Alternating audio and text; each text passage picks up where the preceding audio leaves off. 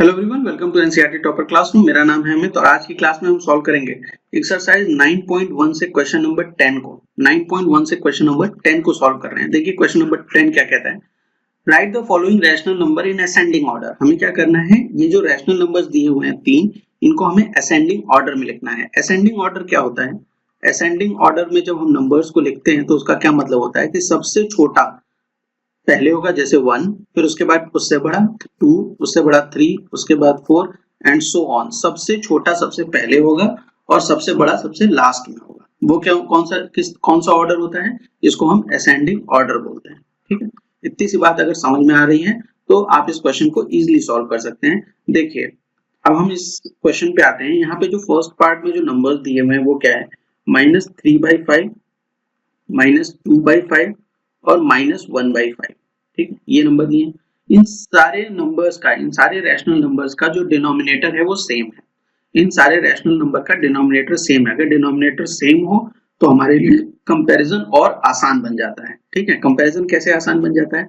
देखिए अगर denominator same है तो हम डिनोमिनेटर को फॉर अ टाइम बिंग भूल जाते हैं, क्योंकि कोई फर्क नहीं डालेगा अगर डिनोमिनेटर सेम है तो। ठीक है, डिनोमिनेटर डिफरेंट रहता है तो हम क्या करते हैं ऐसे केसेस में, जब हम ग्रेटर फाइंड आउट कर रहे हो या स्मॉलर फाइंड आउट कर रहे हैं, इससे पहले के भी क्वेश्चन में आपने देखा होगा कि हम सबसे पहले डिनोमिनेटर को सेम करते हैं, उसके बाद क्वेश्चन पे प्रोसीड करते हैं। ये अगर जीरो है तो लेफ्ट साइड जाने पे वैल्यू क्या होती है, निगेटिव होती चली जाती है। ये -1 होगा तो ये -2 होगा, ये -3 होगा, ये -4 होगा। ठीक है, इस तरीके से होगा। ठीक, और जो जीरो के सबसे पास में माइनस में वो सबसे बड़ा है, और जितना दूर जीरो से होता चला जाएगा वो उतना छोटा नंबर होता चला जाएगा। ठीक है, इतनी सी बात समझते हैं आप। क्योंकि जब भी हम राइट साइड जाते हैं, जब भी हम राइट साइड जाते हैं, राइट साइड जाते हैं नंबर लाइन पे, तो वैल्यू क्या करती है, इंक्रीज करती है। तो इस केस में जो सबसे छोटी वैल्यू होगी, इस केस में फर्स्ट वाले केस में जो सबसे छोटी वैल्यू होगी वो 3 होगी, उसके बाद 2, उसके बाद 1। तो हम इसे असेंडिंग ऑर्डर में कैसे लिख सकते हैं? इन असेंडिंग ऑर्डर ये हो जाएगा -3/5 सबसे छोटा, उसके बाद सॉरी ये वाली साइन नहीं लगेगी, ये तो बड़े की साइन लगा दी मैंने, उल्टी साइन लगेगी। ये इस तरीके से ये सबसे छोटा हो जाएगा। उसके बाद कौन सा आएगा, -2/5 आएगा। फिर सबसे बड़ा कौन सा आ जाएगा, वो आ जाएगा -1/5। ठीक, समझ गए बात कि कैसे हमने सॉल्व किया? हम नंबर लाइन का यूज कर रहे हैं और डिनोमिनेटर को सेम इस क्वेश्चन में है, जिस क्वेश्चन में सेम नहीं रहेगा वहां डिनोमिनेटर सेम कर देंगे। नेक्स्ट पार्ट पे आइए, सेकंड पार्ट पे।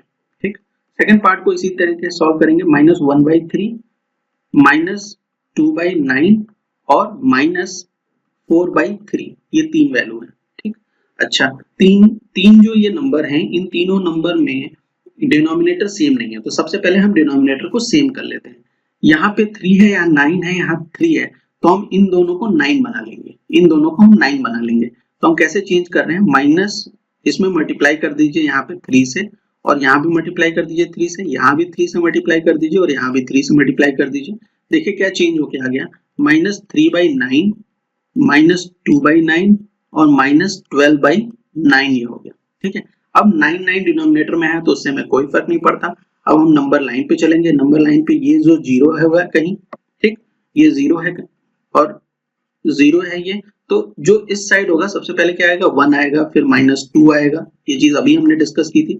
इसी तरीके से -3 आएगा। ठीक, उसके बाद कहीं आगे चल के इधर -12 आएगा। ठीक है, आगे चल के -12 आएगा लेफ्ट साइड में। तो सबसे छोटा नंबर कौन सा हो जाएगा, ये -12/9, और वो क्या है, 4/3 है। सबसे छोटा नंबर क्या हो जाएगा, 12/9 हो जाएगा, और वो क्या है, 4/3 है। तो -4/3 सबसे छोटा। ठीक है, उससे बड़ा कौन सा नंबर हो जाएगा, देखिए उससे बड़ा नंबर हो जाएगा 3/9, वो क्या है, 1/3 है, -1/3 लिख देंगे।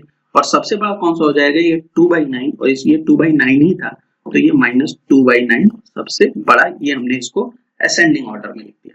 ठीक है, तो आपको ये सोल्यूशन समझ में आ रहा होगा। मैं इसको मान के चल रहा हूँ कि आप इस चीज को कर पा रहे होंगे। आप इसे नोट डाउन कर सकते हैं। मैं क्वेश्चन नंबर 10th के थर्ड पार्ट पे मूव करता हूँ, है ना। देखिए थर्ड पार्ट क्या है, इस यहाँ पे है -3/7, -3/2 और -3/4। यहाँ पे डिनोमिनेटर सेम है लेकिन डिनोमिनेटर अलग अलग है।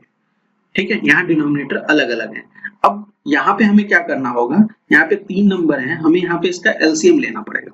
एलसीएम यहाँ लेना हमें जरूरी हो जाएगा, क्योंकि हम इसको अब मल्टीप्लाई करके नहीं चेंज कर सकते। ठीक है, हम चाहे तो इसे कर सकते हैं। देखिए ये 7 2 जा 14 कर दें इसे, और बाकी को 14 नहीं कर पाएंगे।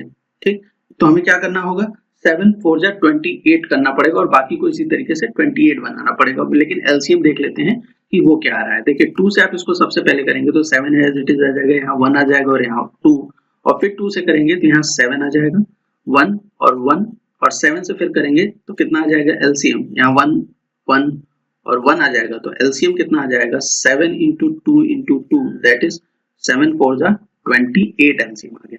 तो हम क्या करेंगे, इन सारे नंबर्स को ऐसे नंबर से मल्टीप्लाई करेंगे कि नीचे में 28 आ जाए। तो देखिए 3/7 को मल्टीप्लाई कर दें हम 4 से, 3/7 को मल्टीप्लाई कर दें हम 4 से। ठीक, उसी तरीके से -3/2 को हम मल्टीप्लाई कर दें किससे, 28 लाना है तो 14 2 जा 28 होता है, तो 14 से मल्टीप्लाई कर। ठीक है, और इस नंबर को 3/4 को मल्टीप्लाई कर दें किससे, 3/4 को मल्टीप्लाई कर दें किससे, -3/4 को, इसको मल्टीप्लाई कर दीजिए आप 7 से। ठीक है, मल्टीप्लाई कर दिया ऊपर नीचे 7 से। अब देखिए नंबर चेंज होके क्या आ गया, ये हो गया -12/28, -12/28 हो गया। इसको करेंगे तो कितना हो जाएगा, 14 3 जा कितना होता है, 4 3 जा 12 होते हैं। देखिए अगर नई टेबल याद है तो आप देख लीजिए, 4 3 जा 12, 1 4 1 1 42। गलत मत करिए, अगर टेबल याद नहीं है तो आप मल्टीप्लाई करके एक बार चेक कर लीजिए, कोई दिक्कत नहीं है इसमें, इसमें कोई भी परेशानी वाली बात नहीं है। 14 3 जा कितना हो गया, 42 हो गया, तो -42/28 हो गया, और यहाँ पे क्या हो, 7 3 जा 21, 21/28 हो गया। ठीक, अब डिनोमिनेटर सारे के सेम हो गए। ठीक है, तो जो सबसे छोटी वैल्यू होगी वो सबसे बड़ी होगी, क्योंकि माइनस साइन सारी कवर कर रही हैं। जो सबसे छोटी वैल्यू होगी, देखिए नंबर लाइन पे हम समझ सकते हैं कि जो जैसे -1 सबसे छोटा है, लेकिन ये सबसे बड़ा है माइनस में, उसके बाद -2 उससे छोटा, फिर -3 उससे छोटा।